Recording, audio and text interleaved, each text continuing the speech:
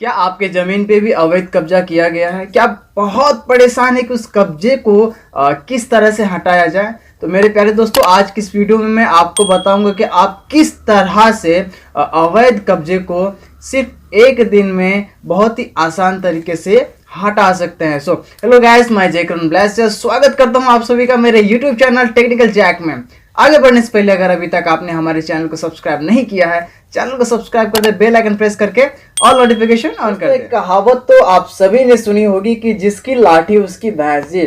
तो ये कहावत सुप्रीम कोर्ट के एक फैसले पे बिल्कुल सटीक बैठती है। सुप्रीम कोर्ट ने एक फैसला किया है कि आप अपने जमीन से जो कब्जा होता है उसको बलपूर्वक हटा सकते हैं। और ये फैसला क्यों किया गया, किस केस के संदर्भ में किया गया था, आज हम आपको बताने वाले हैं। तो दोस्तों 29 जनवरी 2019, ठीक है, 29 जनवरी 2019 को एक केस का फैसला आया था पूनाराम वर्सेस मोतीराम का। जी, राजस्थान के रहने वाले पूनाराम ने एक जमीन खरीदा था और उस जमीन के ऊपर जब वो अपना कब्जा करने गया, उस जमीन पे जब वो गया तो वहां पे पता चला कि पहले से ही कोई मोतीराम करके बंदा है जो कब्जा करके रखा हुआ है करीबन 20-30 सालों से। तो जब पूनाराम ने मोतीराम को कहा कि भाई मैंने ये जमीन खरीदा है और ये जमीन तो मेरी है, तो मोतीराम उसको बोलते हैं कि भाई ऐसा है कि मैं इस जमीन पे 20-30 सालों से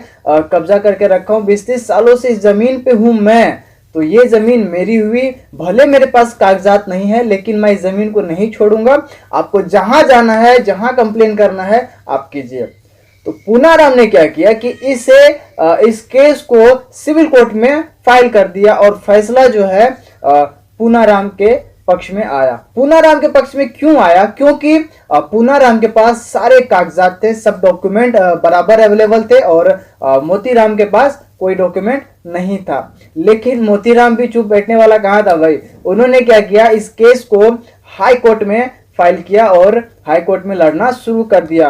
और जहां पे फैसला जो है मोतीराम के पक्ष में आया। अब मोतीराम के पक्ष में क्यों आया ये समझने वाली बात है। देखिए, लिमिटेशन एक्ट 1963 सेक्शन 4, ध्यान से सुनिए, लिमिटेशन एक्ट 1963 सेक्शन 4 के हिसाब से अगर किसी जमीन पे, ठीक है, चाहे वो आपका हो या मेरा हो, चाहे हमने किया हो या आपने किया हो या कोई भी है, अगर कोई आदमी किसी भी जमीन पे 12 साल से ऊपर, ठीक है ना, 12 साल से ऊपर अगर कब्जा करके रखा है तो वो जमीन कब्जाधारी का ही होगा।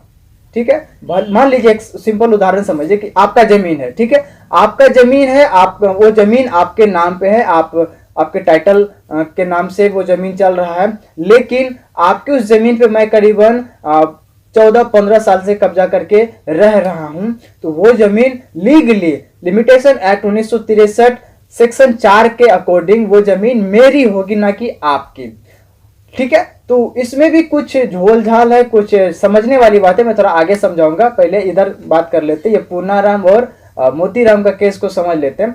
तो क्या हुआ, हाई कोर्ट ने ये फैसला मोतीराम के पक्ष में किया क्योंकि मोतीराम 12 साल से ऊपर करीबन 20-30 साल से इस जमीन पे कब्जा करके रह रहा था। अब क्या हुआ, पूनाराम ने क्या किया, इस केस को सुप्रीम कोर्ट में लेके गया और सुप्रीम कोर्ट में जो है फैसला आ गया पूनाराम के पक्ष में। क्यों? क्योंकि पूनाराम के पास पूरा कागज था और मोतीराम के पास नहीं था। यहां पे मोतीराम का एक गलती हो गया कि मोतीराम ने लिमिटेशन एक्ट 1963 सेक्शन 4 का फायदा नहीं उठाया। हो सकता है उनको इसके बारे में मालूम ना हो, क्योंकि अगर उसे इस एक्ट के बारे में मालूम होता तो वो जमीन आज मोतीराम का होता, ना कि पूनाराम का होता। समझ रहे हैं ना। तो इसी केस के बाद जो है सुप्रीम कोर्ट ने ये फैसला जाहिर कर दिया कि भाई जिसकी लाठी उसकी भैंस, जाओ अपना जमीन पे से कब्जा खुद ही हटाओ। ठीक है, उसमें हम न कोर्ट न कानून कोई इंटरफेयर नहीं करेगा। अगर आपके पास बल है, ताकत है, चाहे आपको मारपीट करना पड़े, बाउंसर्स लाना पड़े, कुछ भी करना पड़े, आप भैया अपना कब्जा खुद हटा लो। अगर आपके पास ताकत है, नहीं है ताकत तो आप भैया शांति से बैठे रहो। समझ रहे ना। अब एक चीज मैं पॉइंट वाली बात समझाता हूं। देखिए, 12 साल से ऊपर बेशक आप उस जमीन पे कब्जा करके रखे हैं, 13 साल, 14 साल से 20 साल से कब्जा करके रखे हैं, तो वो जमीन आपके पक्ष में तभी आएगा जब, समझिए, जब उस जमीन का जो हक मतलब कि मालिक है, जो टाइटल धारी है, अगर उन्होंने कोई भी कंप्लेन रिटर्न रूप में, लिखित रूप में 12 साल से पहले कोई कंप्लेन नहीं किया है कहीं भी, तब वो आपके अंडर है। देखिए एक सिंपल शब्दों में समझाता हूँ, शायद ये समझ ना आया हो। देखिए मान लीजिए आपने आज से जमीन पे कब्जा कर लिया, ठीक है ना, या फिर आपका जमीन है और मैंने आज इस पे कब्जा कर लिया, ठीक है, बराबर।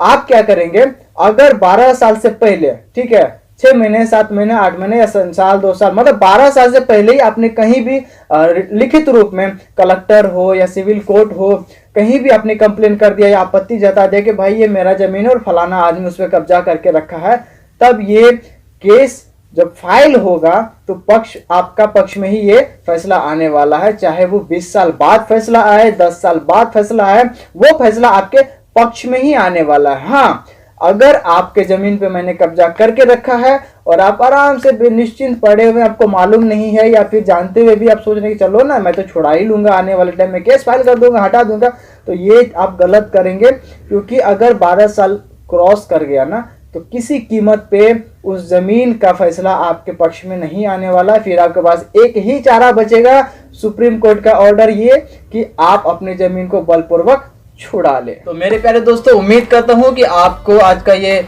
प्रोसेस समझ में आ गया होगा। अगर अब भी आपके दिमाग में कोई सवाल है, कोई कंफ्यूजन है, तो आप कमेंट बॉक्स में ज़रूर पूछ सकते हैं। मैं जवाब देने का कोशिश करूँगा, भरपूर कोशिश करूँगा, क्योंकि लगभग मैं जवाब दे ही देता हूँ देखने के बाद, और मेरी पूरी कोशिश रहेगी आपका सारा कंफ्यूजन दूर करना। तो मिलते हैं अगले वीडियो में एक नए टॉपिक के साथ, तब तक के लिए स्वस्थ रहे, मस्त रहे।